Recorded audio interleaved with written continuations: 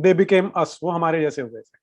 तो एक French traveller है, वो हमारे देश में पहुंचता है जिस समय शाहजहां का शासनकाल था, और वो अपनी किताब में क्या बताता है, ये एक एक वर्ड बड़ा इंटरेस्टिंग है। I found that the reigning prince was named Shahjahan और king of the world.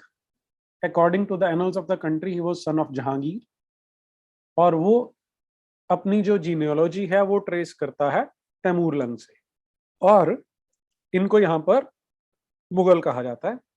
The name which they have communicated to the foreigners who now govern Hindustan, the country of the Hindus और इंडियंस। तो फिर से कोई संगी नहीं कह रहा, फ्रैंकोइस बर्नियर ये बात बोल रहा है कि हिंदुओं का देश है, लेकिन यहाँ पर तैमूर लंगड़े के वंशज शासन कर रहे हैं, इन्हें मुगल कहा जाता है।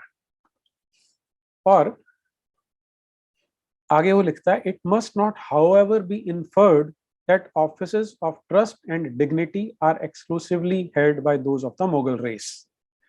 लेकिन ऐसा नहीं है कि जितने ऊंचे पद हैं वो केवल मुगलों को दिए जाते हैं। अब जो ऊंचे ओहदे हैं उनके बारे में वो कह रहा है कि वो स्पेशली जो आर्मी के हैं, आगे आता है, these situations are filled indifferently by them and strangers from all countries। कि मुगल तो इसमें इन ओहदों पर बैठते ही हैं, लेकिन बाकी के सारे अलग अलग देशों से आए हुए लोग हैं। अब आप ये याद रखना कि ये शाहजहां है जो 5वीं पीढ़ी का है, बाबर से अगर शुरू करें, और 10वीं पीढ़ी है अगर आप तैमूरलंग से शुरू करें। The situations are filled indifferently by them and strangers from all countries, the greater part by Persians, some by Arabs and other by Turks। तो यहाँ के लोगों से कितनी उस समय तक भी घृणा है आप समझ सकते हैं। फिर मुगल किसे कहा जाता है?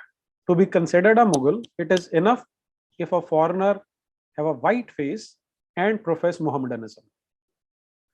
तो मुसलमान होना जरूरी है और गोरी चमड़ी होना जरूरी है, तब आप मुगल माने जाएंगे।